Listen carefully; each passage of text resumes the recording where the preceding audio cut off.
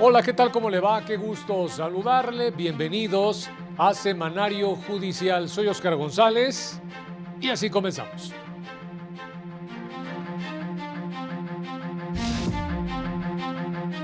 La Corte declaró válidas disposiciones de Colima que modifican requisitos para acceder al cargo de comisionada o comisionado del Instituto de Transparencia.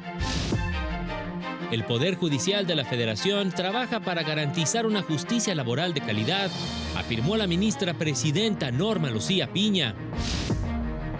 La Suprema Corte busca armonizar la protección de datos personales con la obligación de transparentar sus resoluciones. Consulta para crear una propuesta en materia de seguridad y justicia pretende garantizar el derecho de acceso a la justicia a toda la población.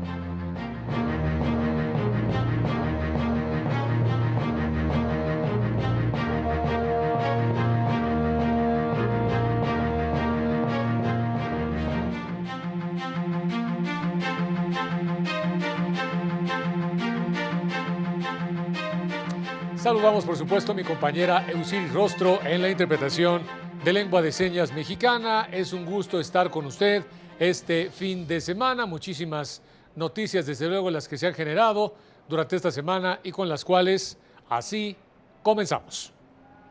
Vámonos con toda la información.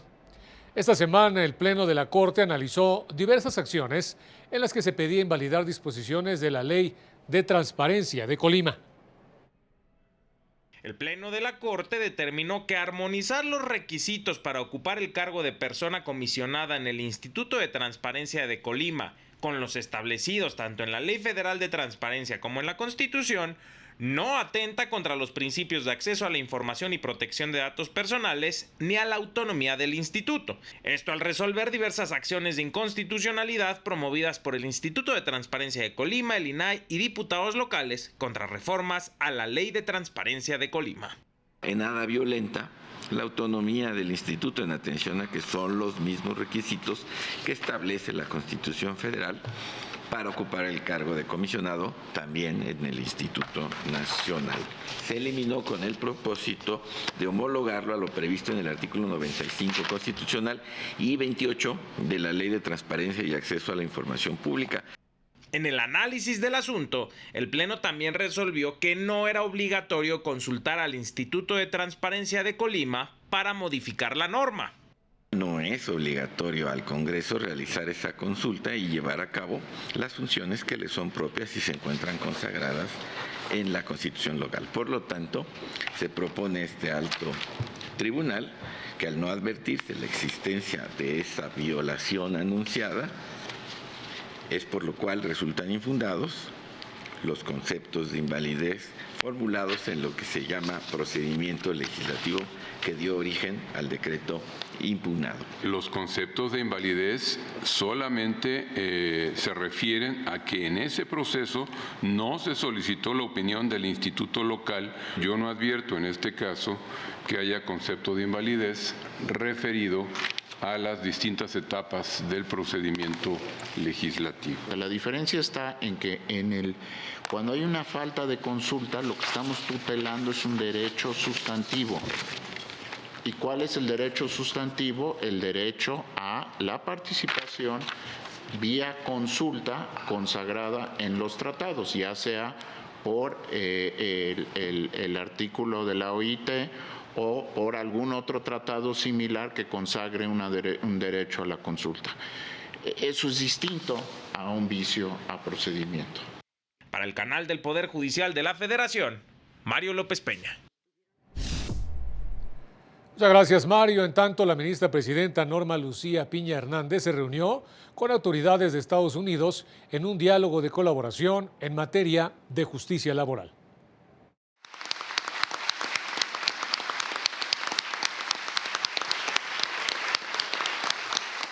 En el Consejo de la Judicatura Federal se llevó a cabo la reunión de colaboración entre México y Estados Unidos de Norteamérica y se anunció el proyecto sobre las guías de conducción de audiencias en materia de trabajo.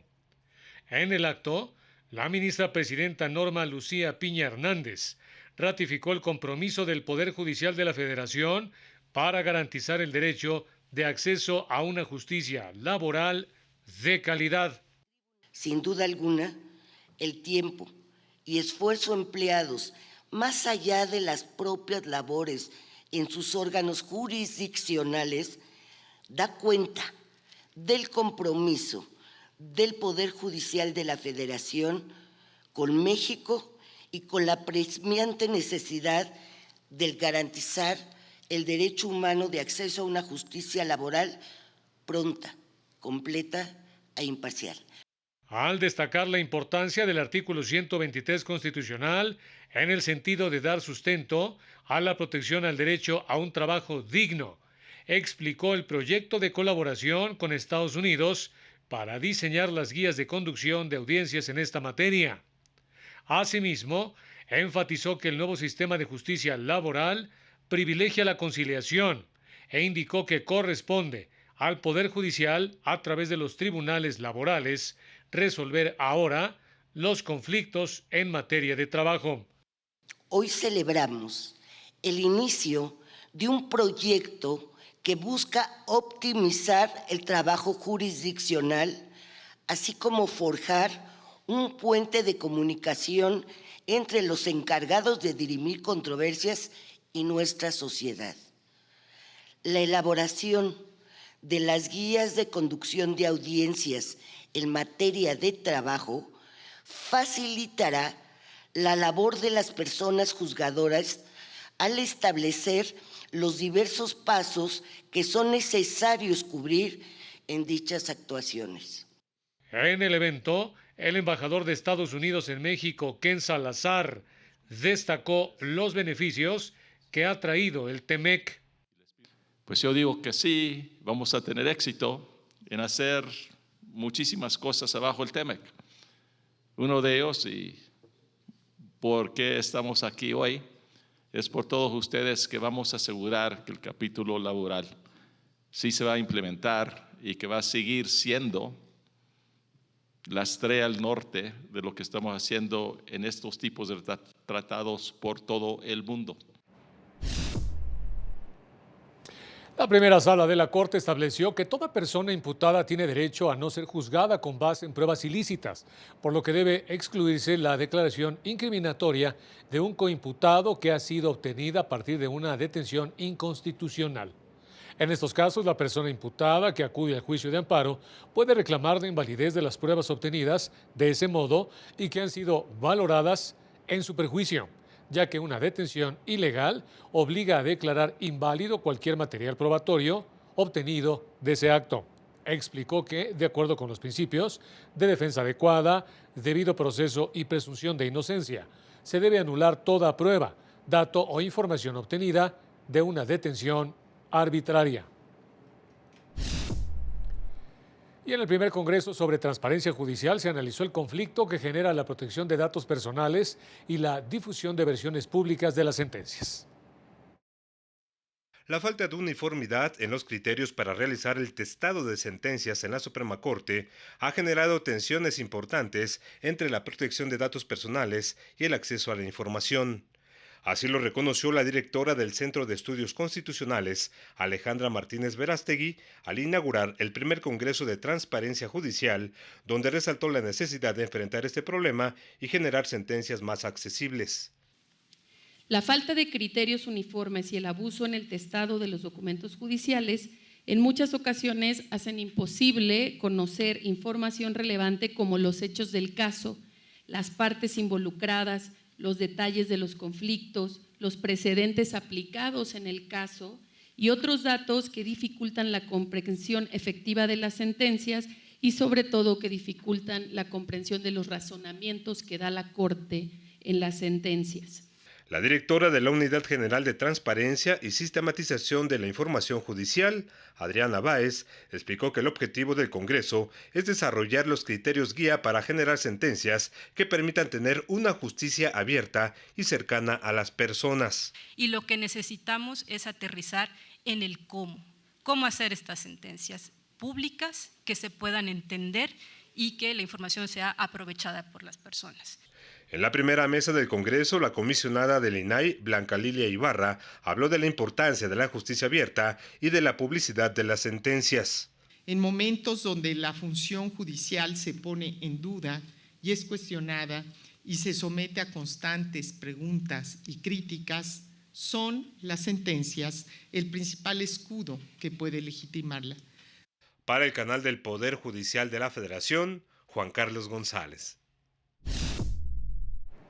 La ministra presidenta Norma Lucía Piña inauguró diversos espacios en el edificio sede de la Suprema Corte destinados a trabajadores operativos. La función jurisdiccional que realiza la Suprema Corte de Justicia de la Nación no podría ser posible sin el apoyo del personal operativo y de servicios. Es por ello que el máximo tribunal trabaja para ofrecerles condiciones dignas para que desarrollen la importante labor que realizan. Fue el mensaje de la ministra presidenta de la Suprema Corte, Norma Lucía Piña Hernández, al inaugurar la ampliación de los vestidores del personal de Intendencia y de Seguridad, así como el comedor Andrés Valencia Galicia, dedicado a la memoria de un trabajador que desempeñó su labor de intendencia durante 27 años en el máximo tribunal hasta su fallecimiento en 2020 por COVID-19. En este recinto, donde la impartición de justicia se manifiesta con su máxima autoridad, solemos dar por sentado el trabajo de aquellas personas cuyas labores a menudo permanecen entre bambalinas. Hoy, respetuosamente, honramos su trabajo, su dedicación y su compromiso. Son 550 metros cuadrados de rehabilitación y mantenimiento que se realizaron en tan solo 12 días y que llegan luego de 15 años sin obras de este tipo, con casi 200 trabajadoras y trabajadores del máximo tribunal beneficiados. Su labor es primordial para crear un entorno propicio para el desarrollo de nuestras funciones. Resulta muy difícil imaginar qué ocurriría un solo día en el que ustedes no cumplieran con su labor esencial. Gracias a ustedes se mantiene el flujo de operaciones sin problemas. La ministra presidenta hizo un llamado a la unidad, pues cada persona que labora en la Suprema Corte de Justicia de la Nación es parte del complejo engranaje que hace posible la impartición de justicia y el respeto a los derechos humanos. Debemos estar más unidos que nunca. Todos y cada uno de ustedes son muy importantes para esta institución. Todos hacemos grande a este gran bastión que defiende la justicia, que defiende los derechos, que defiende la Constitución, que defiende a las personas, que defiende a nuestra sociedad. Para el canal del Poder Judicial de la Federación, Jesús Daza. Y el Consejo de la Judicatura Federal aprobó un nuevo plan de capacitación a nivel nacional que está dirigido a las servidoras públicas interesadas en acceder a la categoría de jueza de distrito o magistrada de circuito como una medida clave en su política de género. Con ello se reconoce que las acciones afirmativas para acelerar la igualdad de género deben estar acompañadas de medidas que permitan la generación de liderazgos inclusivos y sostenibles, así como también la superación de los sesgos y barreras que históricamente han dificultado e incluso obstaculizado el avance de las mujeres en la carrera judicial. Con ello, ratifica su compromiso inquebrantable con la igualdad y con la inclusión, lo que a su vez permitirá mejorar la impartición de justicia al nutrirla de nuevas voces, luchas y experiencias, además de garantizar el principio de igualdad y no discriminación consagrado en la Constitución. Tiempo de irnos rápidamente a una pausa, pero regresamos muy rápido.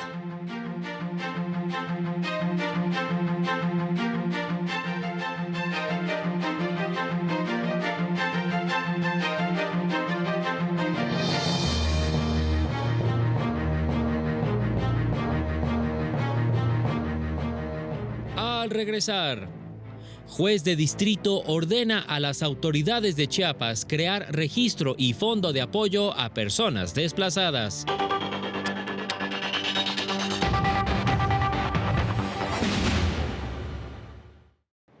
Ya estamos de regreso, muchas gracias por continuar con nosotros. Vámonos con más. Desde Querétaro, mi compañero Juan Carlos González nos dio cuenta del Encuentro Nacional para una Agenda de Seguridad y Justicia. Se trata de un espacio para buscar soluciones a distintas problemáticas actuales.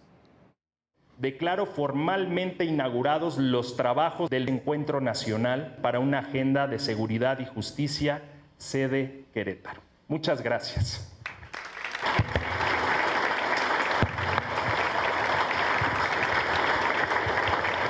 Así comenzó en Querétaro la primera sesión del Encuentro Nacional para una Agenda de Seguridad y Justicia, convocado por la ministra presidenta Norma Lucía Piña Hernández.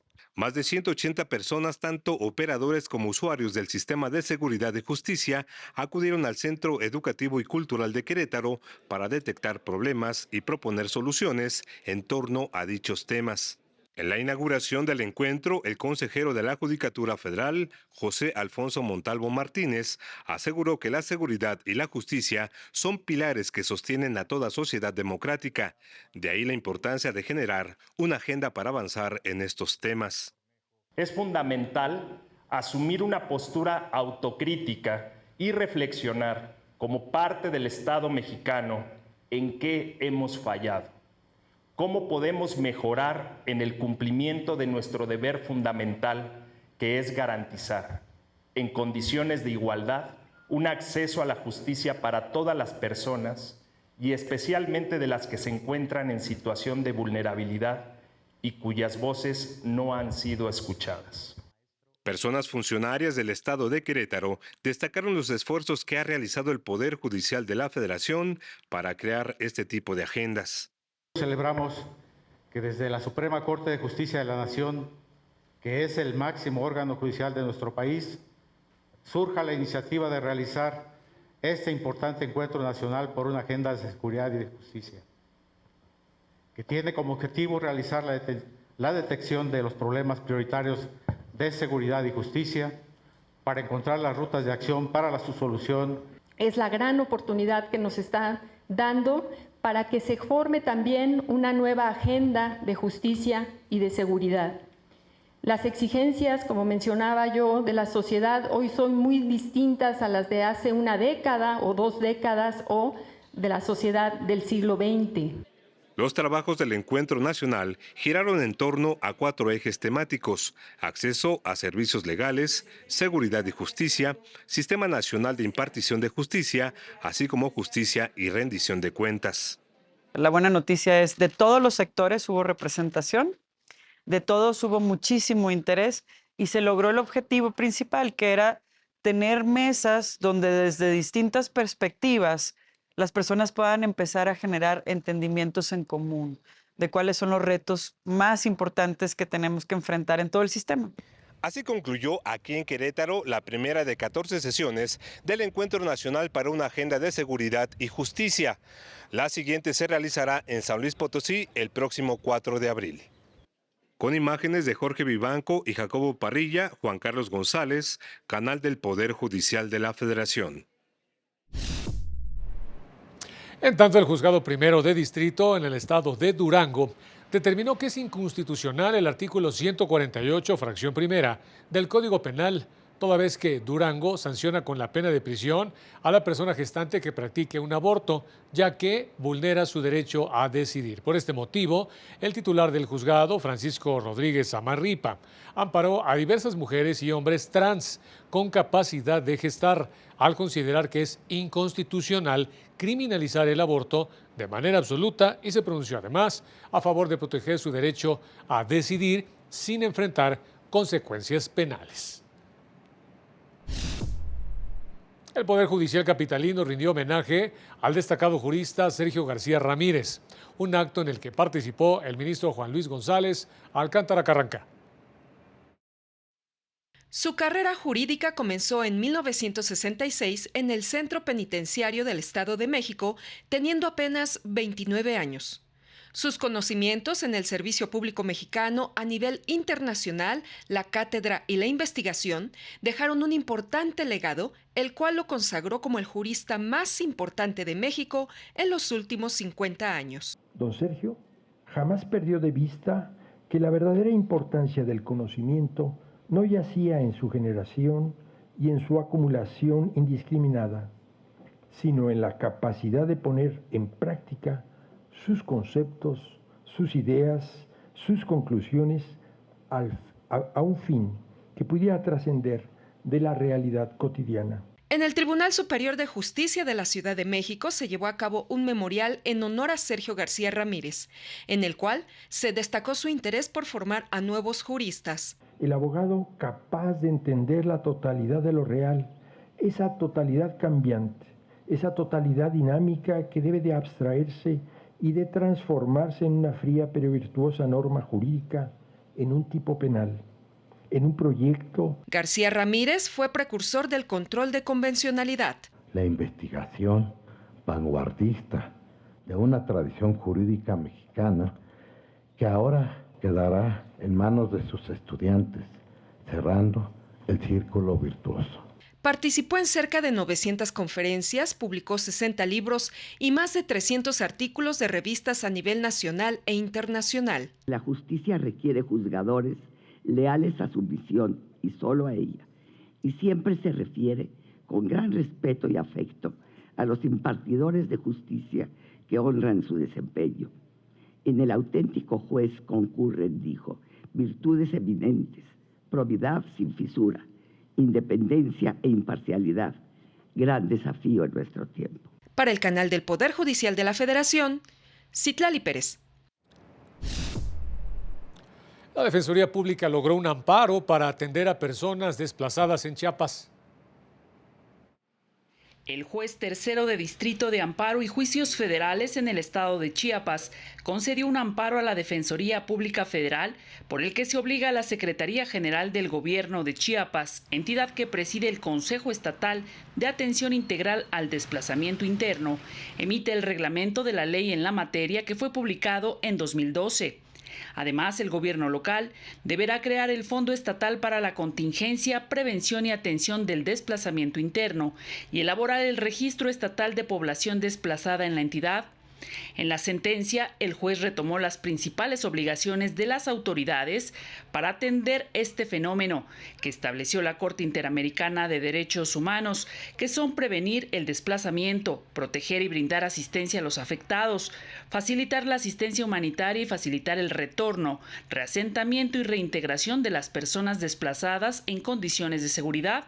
Obligaciones que resulta urgente atender, sobre todo por el contexto de conflictividad y criminalidad que se vive en dicha entidad, lo que ha propiciado que más de 10,000 personas hayan sido víctimas de desplazamiento forzado interno en los últimos 2 años y medio. La Defensoría Pública Federal continuará impulsando acciones de litigio estratégico a fin de que se reconozcan y garanticen los derechos de las personas en esta condición. Para el canal del Poder Judicial de la Federación, Marta Rodríguez. Y Justicia TV firmó un convenio con la red TAL. Esto para compartir contenidos y divulgar programación que fortalezca los valores democráticos y la cultura de la legalidad. El canal del Poder Judicial de la Federación se unió formalmente a la red TAL América Latina, unión referente de canales públicos y culturales, espacio de coproducción, intercambio y fortalecimiento de los sistemas de televisión de servicio público en la región. Esto con la firma de un convenio de colaboración realizada por el director general del canal del Poder Judicial de la Federación, Ernesto Velázquez Briceño, y el director ejecutivo de TAL América Latina, Nicolás Schoenfeld. Por lo que sé que vamos a hacer juntos, por todos los proyectos que estoy cierto que vamos a detonar y porque ahora el Poder Judicial de México está viviendo una nueva época, por primera vez presidido por una mujer, la ministra Norma Lucía Piña Hernández, nos ha dado todo el impulso para que este canal se renueve en sus contenidos, en su visión de cercanía con la gente y en su responsabilidad social como medio público. Que Justicia TV se integre formalmente como miembro pleno a la red TAL nos permite continuar con esa tradición donde México, con sus distintos modelos de televisión pública, avanza, lidera y construye modelos de modelos alcanzar modelos deseados para la vida, también para la vida democrática de América Latina. El convenio de colaboración consiste en el intercambio de contenidos desarrollados por ambas partes para fortalecer la comunicación y divulgación de programación que contribuya a consolidar valores democráticos y de cultura de la legalidad, la ciudadanía y el derecho a la información. Es muy importante que una televisora como Justicia TV se integre a tal para nuestra unión, porque es una de las televisoras más fuertes a nivel del Poder Judicial en la televisión pública de América Latina. Por un lado, vamos a tener el placer de enriquecer a la pantalla de Justicia TV de acuerdo a cómo Justicia TV lo decida, pero también vamos a poder incorporar una tradición de televisión pública, en este caso la judicial, que no tiene el mismo desarrollo en todos los países. Televisión América Latina constituye la unión de más de 100 televisoras públicas de 20 países de América Latina, así como de aliados extracomunitarios en Europa y Asia, con el propósito central de impulsar el desarrollo de la televisión pública educativa y cultural en la región. Para el canal del Poder Judicial de la Federación, Mario López Peña. Con el objetivo de visibilizar la importancia del respeto a los derechos humanos y la dignificación de todas las personas, a partir de abril próximo, Justicia TV presentará la serie El color de mi piel. En el marco del Día Internacional del Racismo, en las instalaciones del COPRED, Erika Mora, subdirectora general del canal del Poder Judicial de la Federación, así lo indicó. Este compromiso y esta necesidad de que las personas indígenas, afromexicanas, estén presentes y se puedan visibilizar en los medios públicos. Estos 17 programas justamente permiten eso. En primer lugar, hacer una visibilización de la problemática del racismo y también que haya esa representación sin discriminación y de todas las personas. Señalar que el racismo en México es una problemática nacional, los participantes demandaron la implementación de políticas públicas que permitan contener este tipo de prácticas. Al ser un canal del Poder Judicial de la Federación, de la Suprema Corte de Justicia de la Nación, existe no solo el compromiso, sino la obligación constitucional y a partir de los tratados que ha firmado México, de hacer televisión pública que respete los derechos humanos y que también dignifique a las personas. En el evento que se llevó a cabo en la COPRED se destacó que el color de la piel, el origen racial y la preferencia sexual son las principales causas que originan la discriminación. Por otra parte, en la edición digital del Semanario Judicial se publicaron 53 criterios establecidos por diversos órganos jurisdiccionales federales, de los cuales 19 corresponden a las salas de la Corte. La primera sala publicó 6 jurisprudencias. Una de ellas establece que el juicio de amparo directo en revisión es extemporáneo si se presenta fuera del plazo de 10 días. Uno más sobre la improcedencia del recurso de revisión en amparo directo contra la sentencia que concede la protección para que el Tribunal de Alzada responda a la totalidad de agravios. Además de 4 criterios, 3 relacionados con el juicio especial de fianza, mismo que se considera que no viola los derechos de audiencia y defensa del fiado, y uno sobre procedimiento de reclamación de fianza. De segunda sala se publican 13 criterios, uno en el que se establece que se cuenta con un plazo de 7 años para interponer el amparo en el juicio agrario, y uno más en el que se establece la improcedencia del amparo contra el procedimiento de elección de magistrados de las entidades federativas. 2 más en donde precisa que incrementar un derecho por encima de la inflación no viola los principios de legalidad, proporcionalidad y equidad tributaria. 4 criterios declaran apegado a la Constitución el artículo 2A, fracción primera, inciso B, numeral 6 de la ley del IVA, mismo que no viola los principios de legalidad, proporcionalidad, equidad y tampoco es una disposición privativa. También se publicaron 3 criterios sobre derechos por los servicios relacionados con armas de fuego, municiones y explosivos, en los que establece que respetan el principio de proporcionalidad tributaria y superan el examen de razonabilidad. Vámonos rápidamente a otros mensajes y ya volvemos.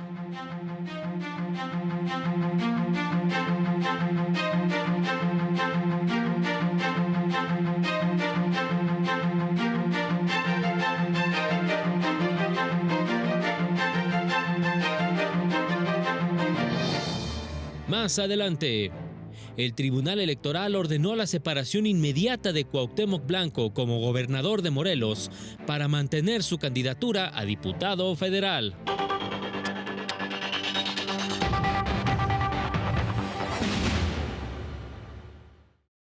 Y efectivamente continuamos con la información. El gobernador de Morelos, Cuauhtémoc Blanco, deberá separarse de manera inmediata de su cargo para que pueda conservar su candidatura a diputado federal por el principio de representación proporcional.